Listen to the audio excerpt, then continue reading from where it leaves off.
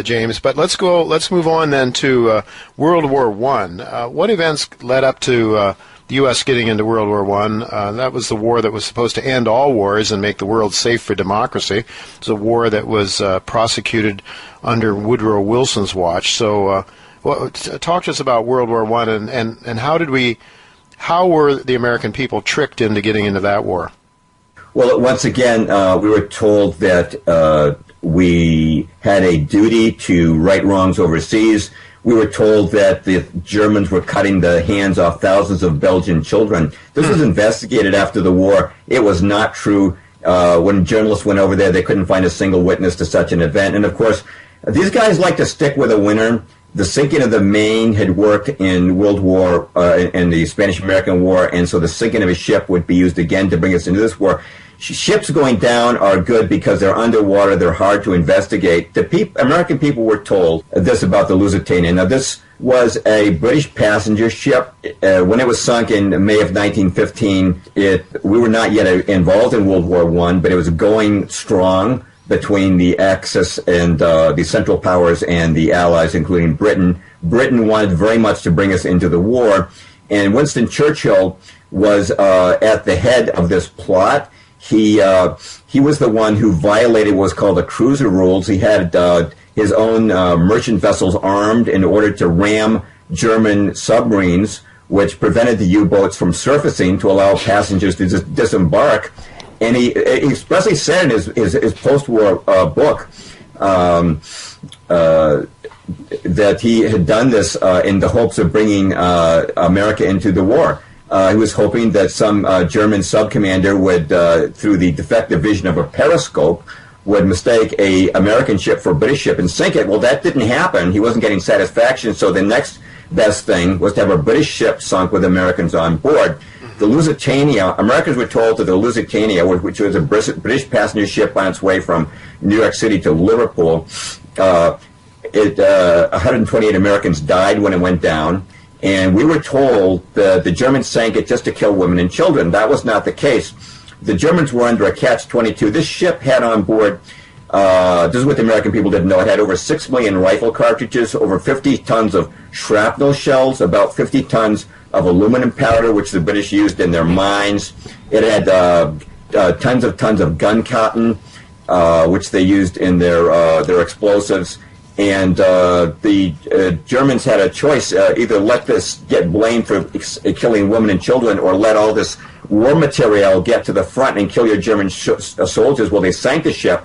It went down in just 18 minutes after one torpedo hit. But the other thing you need to know about the Lusitania, it was sent directly into the known path of a U-boat.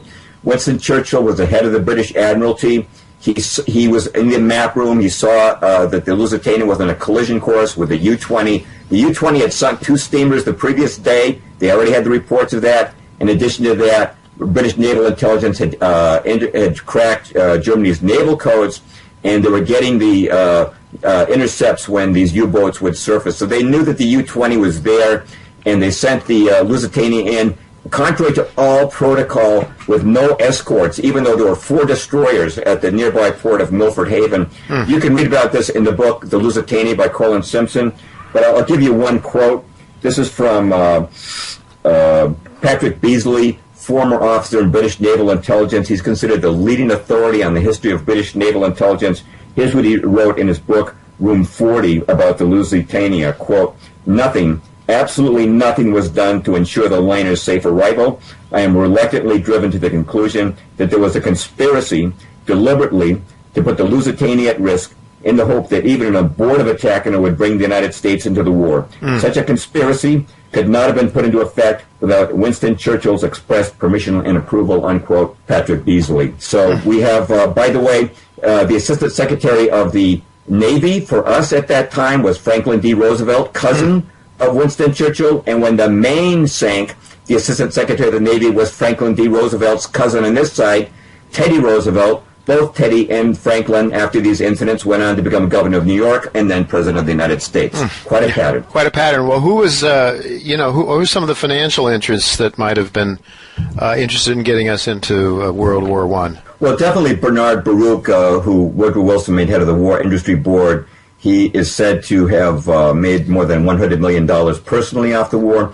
But Ferdinand Lundberg, once again, did an incredible job of documenting what went on. Actually, he just quotes the Graham Committee of Congress. Post-World War I, the Graham Committee of Congress documented that the banksters had defrauded the American public out of $6 billion. This was for armaments that were never manufactured or delivered to the front. We're talking about aircraft, artillery shells.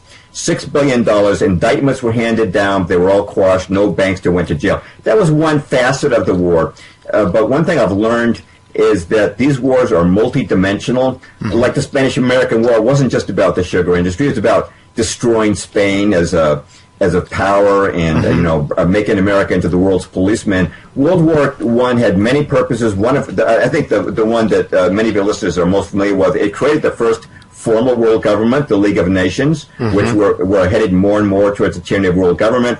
It also was used to ignite the Soviet Union revolution that created it, the Bolshevik Revolution of 1917, funded from the banksters in Germany, England, and here in America, specifically Kuhn Loeb, which financed Leon Trotsky's trip to Russia after the Tsar had abdicated.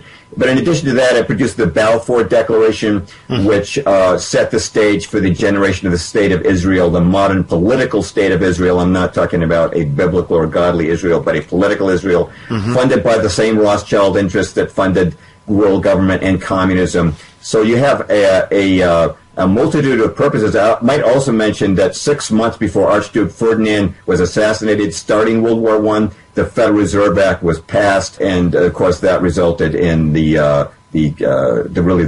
government counterfeiting machine that funds all these wars. So there's a whole lot of tie together here, a whole lot of continuity. Right. So now the Citicorps or city banks didn't have to go it alone now. They had the Federal Reserve that could socialize the cost of these wars and pass them on more directly to the populace through taxation and inflation, I guess. That's right, and that's why you had the Federal Reserve being created the very same year, 1913, that the income tax was passed. There was no income tax in America, as I'm sure most of your listeners know. Before 1913, it had been ruled unconstitutional in 1895. And the senator who proposed the income tax amendment had also proposed the original Federal Reserve legislation, which later was embodied in the Glass-Owen Act. That was Senator Nelson Aldrich, the maternal grandfather of David Rockefeller. Exactly right. Okay, well, let's